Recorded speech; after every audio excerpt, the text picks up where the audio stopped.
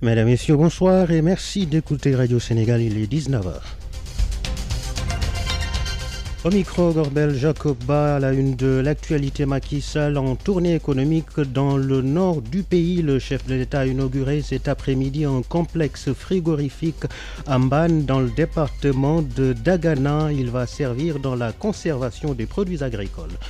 Des producteurs de la région de Thiès favorables aux semences OGM, mais des technologies qui ne sont pas encore disponibles au Sénégal. Leur utilisation va ainsi créer une dépendance envers les firmes internationales. Le face-à-face entre Khalifa Sall et le juge d'instruction prévu cet après-midi a été reporté sur demande de ses avocats. Ces derniers dénoncent une conspiration contre le maire de Dakar. C'est dans l'affaire de la caisse d'avance de la mairie de la capitale. À suivre les sports présentés par Bassirou Silla et la revue de presse signée Arona Diouf. Radio Sénégal, l'info en toute responsabilité. Gorbel Jacoba. Le chef de l'État poursuit sa tournée économique après Louga. Macky Sall s'est rendu à Saint-Louis.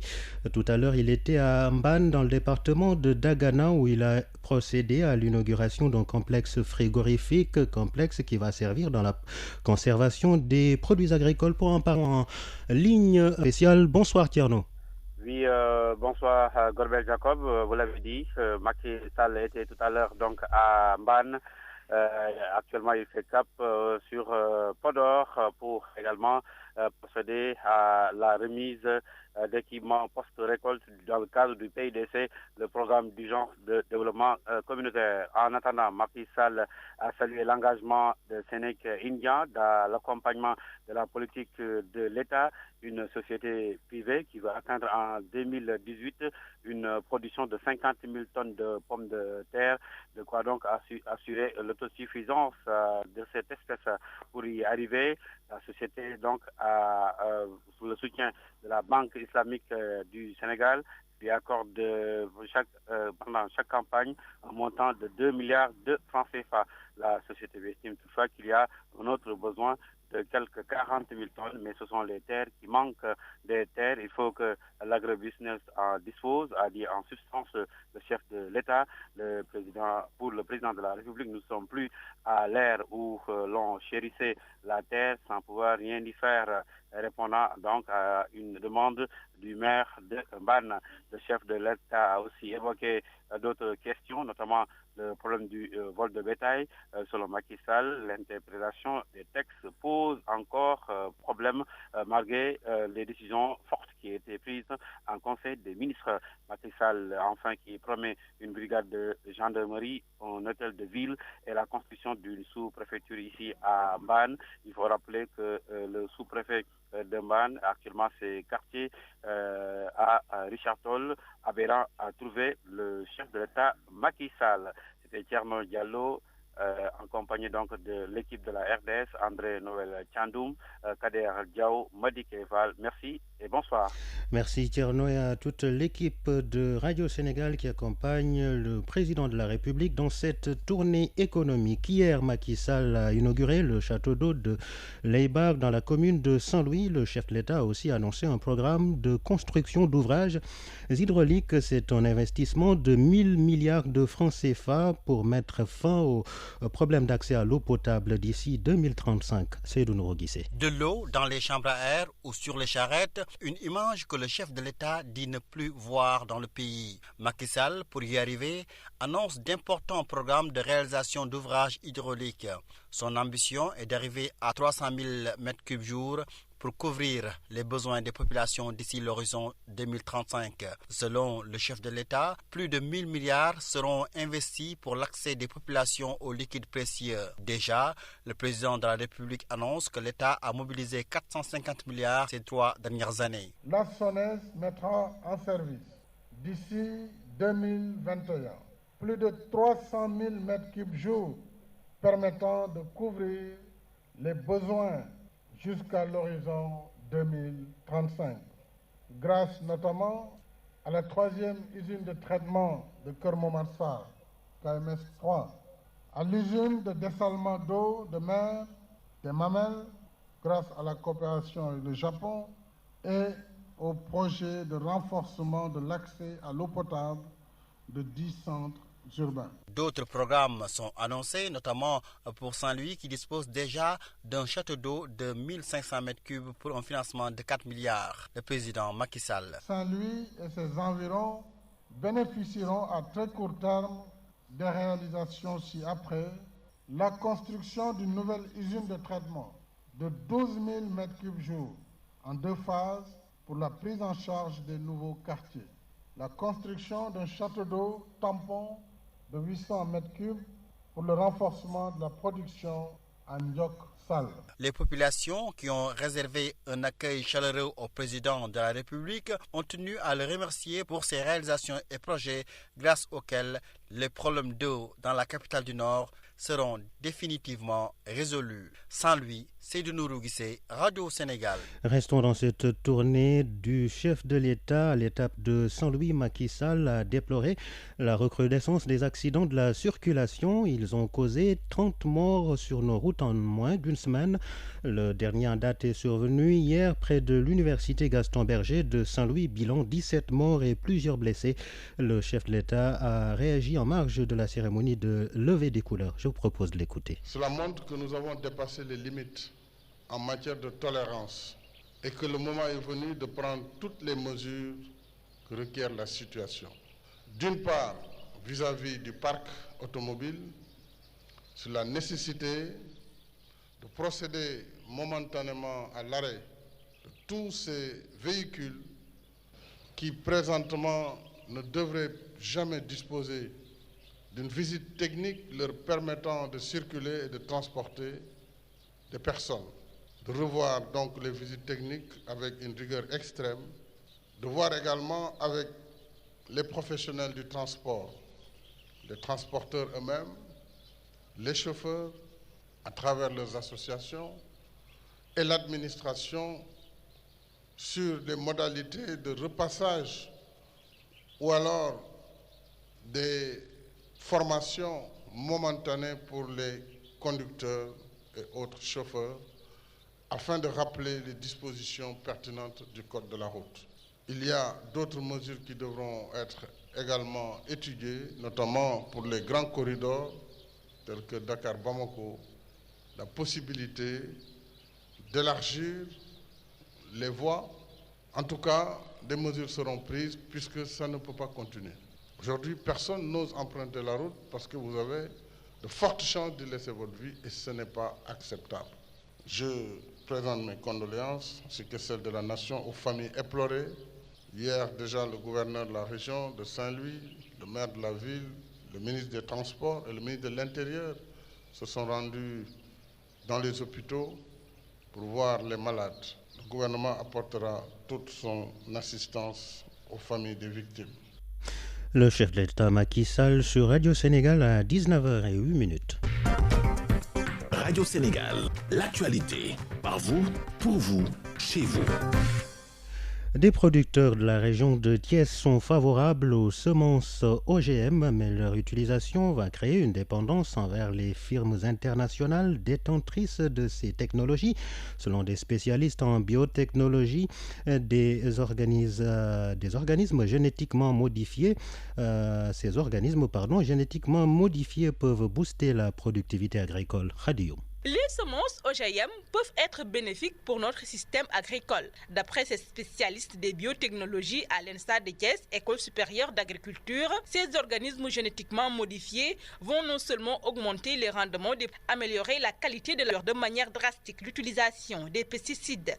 Dr Khadija Toundoy, enseignante chercheur à l'ENSA de Thiès. C'est des organismes qu'on a modifiés pour leur faire acquérir de nouvelles propriétés. Alors ceci a par exemple un avantage, c'est de pouvoir réduire par exemple l'utilisation des pesticides. Avec l'utilisation de ces semences OGM, nos paysans seront néanmoins dépendants des firmes internationales qui fabriquent ces semences. Il y a des aspects, il ne faut pas occulter, surtout la problématique des semences OGM, que c'est des technologies jusqu'à présent ne sont pas faites ici. il y a un aspect que les paysans peuvent en tout cas rejeter dans ces OGM, c'est le fait qu'ils vont progressivement perdre le pouvoir de gérer leurs semences. Pour l'heure, seul le maïs, le soja et le coton, ces grandes cultures sont disponibles en OGM. Khadioum Thiès, Radio Sénégal. Le Salon international de l'agriculture a pris fin hier à Paris. C'était aussi un rendez-vous des produits exotiques. Le GIE Dito Malegen de Ziguinchor y a présenté la viande à base de pommes d'acajou. C'est un produit méconnu du grand public, mais qui peut être utilisé pour préparer tous les plats à base de viande conditionnée et mise en sachet à Ziguinchor. Cette viande peut être conservée pendant un an à la température ambiante. Envoyé spécial au CIA de Paris, François-Xavier Thiaw. C'est un produit qui peut révolutionner les habitudes de consommation des Sénégalais. Pas encore très connu du grand public, la viande à base de pommes d'acajou est un des produits phares exposés par le GIE Dito Malegen de Ziguinchor au Salon international de l'agriculture. Siranding Sané, la présidente du groupement. Le GIE a essayé de faire une innovation sur la pomme en transformant la pomme en viande. On fait des brochettes avec la pomme. Vous avez dit viande? Viande, j'ai bien dit viande, et c'est très bon pour les végétariens. Ça donne quel goût? Le goût de la viande? Ça donne le goût de la viande. En général, les dramés disent que c'est filet de poulet ou bien c'est filet de bûche. Mais je te dis que c'est la pomme de cajou qu'on a transformée. On fait beaucoup de plats avec ça. On peut faire du tchébou yap avec ça? Tchébou yap, yassa, mafé. Tout ce qu'on prépare avec viande, on peut le préparer avec ce produit. Comme on peut le deviner, cette viande à base de pommes d'acajou est la principale attraction au stand du GIE Dito Malegen. Et si les promesses de partenariat se concrétisent, Dito Malegen n'aura plus besoin de venir au Salon international de l'agriculture. Il y a beaucoup de gens qui sont vraiment intéressés, surtout cette viande de pomme de cajou. J'espère que l'année prochaine, c'est pas la peine même de venir, je crois. Si vraiment ce qu'ils disent, ils respectent, on va rester au Sénégal, en Casamance. On va rester pour envoyer peut-être les commandes, mais pas pour apporter ici et vendre. Parce qu'il y a beaucoup de personnes qui sont vraiment intéressées, même les Sénégalais, parce qu'on a organisé une dégustation hier et les gens ont beaucoup apprécié. Dito Malegen, où levez-vous en vérité est debout. Il est composé de femmes déplacées durement éprouvées par la crise casamançaise, des femmes qui ont décidé en un certain moment de prendre leur destin en main en s'appuyant sur la très généreuse nature en Casamance. François-Xavier Thiaw au 54e Salon international de l'agriculture à Paris pour Radio Sénégal. Voilà, donc merci François-Xavier Thiaw, notre envoyé spécial au CIA de Paris, séduit par la viande à base de pommes d'acajou, présentée donc à ce Salon international de l'agriculture par le GIE Dito Malegen de Ziguinchor. Des scientifiques africains veulent mettre leur expertise au service des gouvernements. C'est ainsi que l'Académie nationale des sciences du Sénégal a organisé un atelier de formation de conseillers scientifiques pour 18 pays francophones. L'objectif est de constituer une masse critique de scientifiques pour accompagner les gouvernants vers le développement. L'Académie nationale des sciences et techniques du Sénégal a eu l'honneur de recevoir 18 pays francophones pour participer à la formation de renforcement de capacité en conseil scientifique au gouvernement. Une rencontre qui permet aux participants d'apporter des solutions aux difficultés de l'utilisation de la science et de la technologie pour le développement de l'Afrique. Doudouba, président de l'Académie nationale des sciences et techniques du Sénégal. Si tous les pays aujourd'hui se sont développés, c'est parce qu'ils ont su utiliser très rapidement la science et la technologie. Et malheureusement, l'Afrique est très en retard. Et il n'y a pas également beaucoup d'académies en Afrique, et particulièrement en Afrique francophone, même si les académies jouent ce rôle de pouvoir conseiller. Il nous faut donc une masse critique beaucoup plus importante. Et nous avons donc pensé qu'il fallait nécessairement créer un partenariat, et en particulier avec le partenariat INSA qui a été créé spécialement pour former des conseillers. Nous voulons donc avoir une masse critique de conseillers en sciences pour les gouvernements et pour la société de façon générale. Et la meilleure façon d'y arriver, c'est de pouvoir rassembler le maximum de pays francophones ici à Dakar. Et vous avez ici près de 18 pays francophones qui sont représentés avec 46 participants. Le président du Fonds de recherche du Québec sur l'importance de ce deuxième atelier de formation, Rémi Quirion. Un de mes rôles est vraiment de promouvoir la recherche qui se fait au Québec au niveau international. Et le Québec est très fier de participer avec les collègues de l'Académie des sciences et des techniques du Sénégal à l'organisation de cet événement. Cet atelier de formation pour l'Afrique francophone va aussi permettre aux dirigeants africains de contribuer efficacement à la réduction de la pauvreté grâce à l'utilisation de la science et de la technologie. Parlons à présent de l'affaire de la caisse d'avance de la mairie de Dakar. Le face-à-face entre Khalifa Sall et le juge d'instruction a été reporté sur demande des avocats du maire de Dakar. La rencontre est prévue demain à 16h selon la défense qui dénonce une conspiration contre le maire Khalifa Sall. Ces avocats donc qui parlent d'une justice aux ordres de l'exécutif. Écoutons à ce sujet Maître Ciré Clédorli, un des conseillers de Khalifa Sall au micro de Demba Diaw. Un procureur de la République dans une sortie pas très singulière qui en réalité parlait aux initiés. Il leur faisait comprendre que quoi qu'il en soit, Khalifa Sall et son entourage iront en prison. C'est un message qu'il a voulu faire passer. Ce n'est pas pour en fait informer la population, mais c'était simplement pour faire savoir que c'était une décision d'État. Il est clair que tout le monde sait sur quel pied danser dans cette République. Nous sommes dans un pays où la justice n'est pas indépendante. Ce sont des actes qui datent le même jour. C'était un grand week-end. Si en fait le lundi déjà un juge d'instruction convoque, cela veut dire qu'il s'agit d'une conspiration qui était déjà ficelée. Alors le plan ne s'est pas déroulé tel qu'il le voulait pour la simple raison que Khalifa, monsieur le maire et ses collègues sont entourés par des avocats qui sont eux aussi des techniciens du droit, déterminés à ne pas leur laisser un seul centimètre d'arbitraire. Nous avons donc, conformément aux dispositions légales, demandé et obtenu que le dossier, les inculpations et autres, soient reportés jusqu'à demain à 16h. Donc, s'ils pensaient pouvoir les mettre en prison aujourd'hui, en tout cas, c'était un premier échec parce qu'ils ont conspiré pendant des mois. Maintenant, nous sommes devant un juge d'instruction. Les droits de la défense vont s'exercer pleinement. Nous avons demandé ce délai, non pas parce qu'on veut simplement retarder les choses, mais c'est parce que c'est un dossier. Nous avons le droit d'en prendre connaissance. Voilà, Maître Clédor Cirelli, un des conseils du maire de Dakar, Khalifa Sall, sur Radio Sénégal à 19h17. Le monde bouge et vous devez le savoir. C'est pourquoi Radio Sénégal vous tient informé des faits, gestes et paroles qui impactent la marche du monde. C'est géo, c'est politique et c'est international.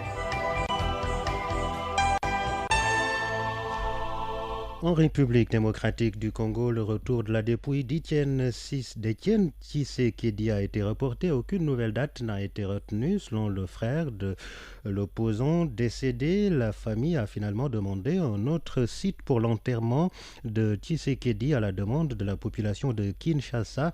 Elle s'est opposée à son enterrement au cimetière de Gombe dans la capitale congolaise. La Suisse a extradé un ancien membre du groupe islamique, mais le GIA algérien Marouane Ben Ahmed a signé en résidence en France. S'était enfoui de son domicile avant d'être arrêté en Suisse en septembre 2016. L'homme de 43 ans comptait y déposer une demande d'asile.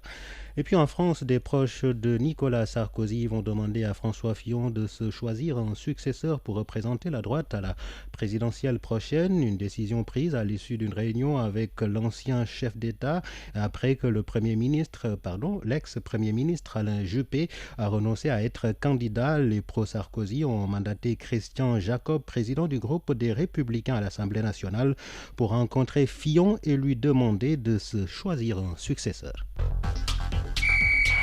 Radio Sénégal, les sports. Les sports en compagnie de Bassir Ossila, bonsoir. Bonsoir Gorbel Jacopa. Championnat à mi-parcours en Ligue 1 et 2 de football, les promus sont leaders.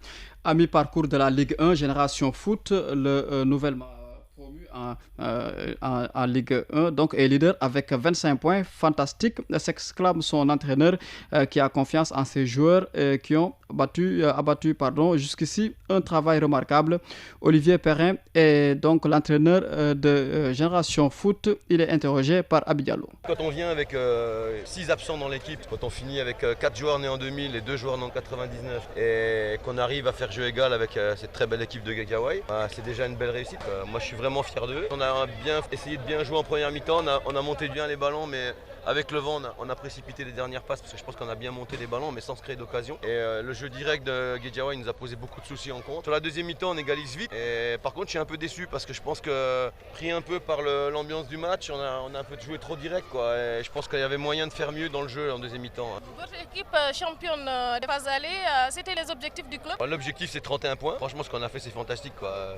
Pour un club qui monte avec des jeunes joueurs, il nous reste 4-5 points à prendre pour être sauvé. Parce que voilà, il faut toujours faire ça dans le football. On a vu l'an dernier que dans ce championnat sénégalais, les équipes qui étaient bien en première phase étaient terminées dans les dernières places. Donc la tête sur les épaules et pensons à notre travail, à notre qualité de jeu surtout. Hier, Génération Foot a fait match nul, un but partout devant Guédiawaye Football Club. Et le coach de GFC, Cheikh Gueye, s'en contente. Il espère rectifier le tir avec son groupe dans la seconde phase de la Ligue 1. Cheikh Gueye, nous l'avons écouté dans notre édition de 18h en Wolof. Autre promu leader, c'est le club thiessois Africa Promo Foot qui règne en maître en Ligue 2. Africa Promo Foot, en dernier match aller donc de la Ligue 2, a battu Olympique de Ngor, score 2-1. Voici aussi là une randonnée pédestre pour promouvoir le sport et les études chez les filles. Ça a été une réussite à Kaolack. La première édition de la randonnée pédestre du club Ndiaye Onda de Kaolack a connu un franc succès selon ses organisateurs. Une manifestation inscrite dans le cadre de la promotion du sport études chez les filles surtout. Un vibrant hommage a été également rendu aux champions de la région de Kaolack, toutes disciplines confondues. Reportage Elhadji Kane de RTS Kaolack. Réussite pour la première édition de la randonnée pédestre dédiée aux champions kaolackois, organisée par le club sport études Ahmadou Ndiaye Onda. Maître Souleymane Cissé, responsable du club. Cette première édition s'est bien passée. Nous remercions tous ceux qui se sont déplacés. Et ça a été une belle cérémonie et toute la population kaolackoise qui a bien voulu venir à cette randonnée pédestre.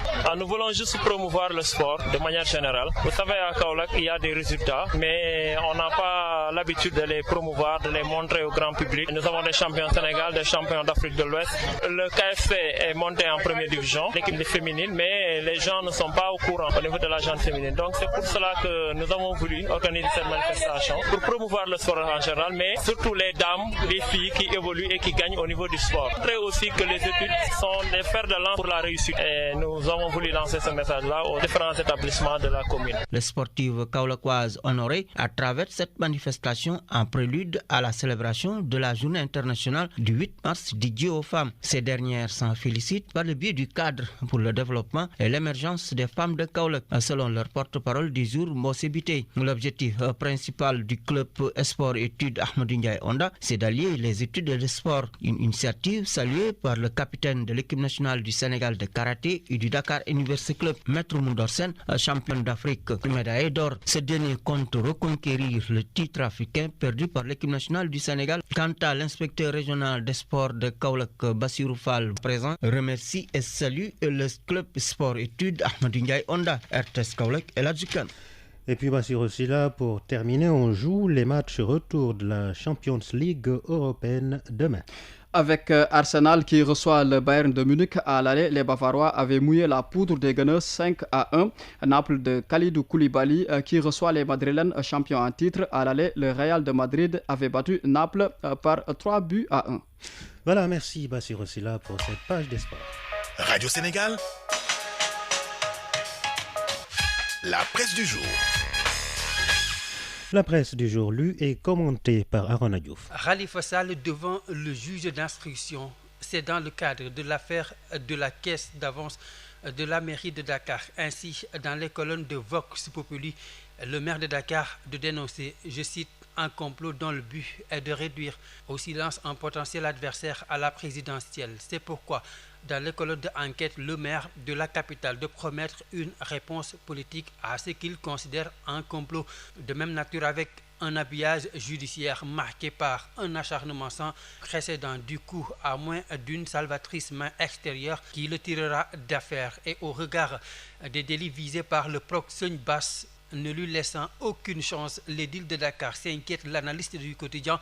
Oui, Khalifa Sall, selon mon confrère, court de gros risques d'être inculpé et mis sous mandat de dépôt. Une thèse relayée par ma consoeur Hawa Bousso de l'As quotidien qui ajoute en tout cas qu'il ne serait pas étonnant à la lumière des événements que le maire de Dakar ne ressorte pas libre de son face-à-face avec le juge parce que tous les éléments du dossier montés et ficelés à son encontre convient ma consoeur sont à charge et concourent fortement à son placement sous mandat de dépôt. Le journal LAS de relever par là ce qu'il qualifie de diligence suspecte. Le biétiste de la Tribune aussi, Birima, qui clame une justice pour tous, estime qu'il est fort possible que Khalifa Sall traîne des casseroles dans sa gestion et particulièrement dans l'utilisation des fonds de la nébuleuse caisse d'avance. Mais cette débauche d'énergie extraordinaire à vouloir l'enfoncer cache mal, indique la Tribune, un ignoble règlement de compte. L'édile de Dakar n'est peut-être pas blanc comme son boubou. Toutefois, la logique et l'honnêteté recommandent.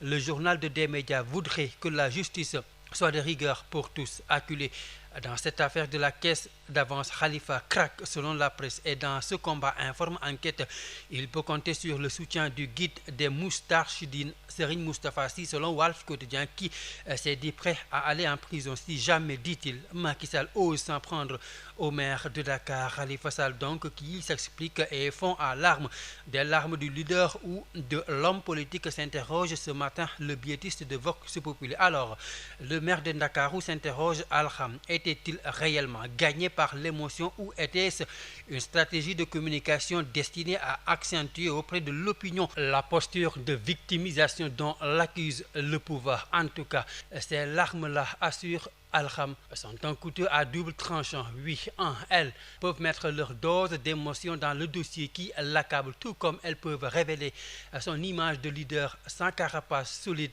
donc incapable d'impassibilité devant les événements. Et Dieu sait, prédit mon confrère, qu'il en vivra s'il veut poursuivre sa carrière politique. Également dans la presse du jour, la tournée économique du chef de l'État dans le nord du pays. Le quotidien national qui en parle annonce 70 milliards 800 millions de nos francs pour l'assainissement de 10 villes. Autre bonne nouvelle pour ces populations du nord du pays, le président de la République, selon l'Observateur, toujours dans le cadre de cette tournée économique qui a lancé à Louga de programmes nationaux et face aux difficultés des pêcheurs de la langue de Barbarie. Ils avaient promis du rouge pour accueillir le chef de l'État. Hier, renseigne l'Observateur, Macky Sall a apaisé la colère des pêcheurs de la langue de Barbarie. Du coup, à coup de promesses, il s'est engagé à apporter des solutions aux problèmes liés à la brèche, à l'arrêt de travail de certains pêcheurs, mais aussi à l'avancée de la mer. Arnaud Diouf, merci pour cette revue de presse qui met fin à cette édition. Merci à Alexis Ndiaye, technicien aux manettes, journal réalisé par Ibrahim Khalil Goudiaby, présenté par Gorbel Jacoba. Merci de l'avoir suivi.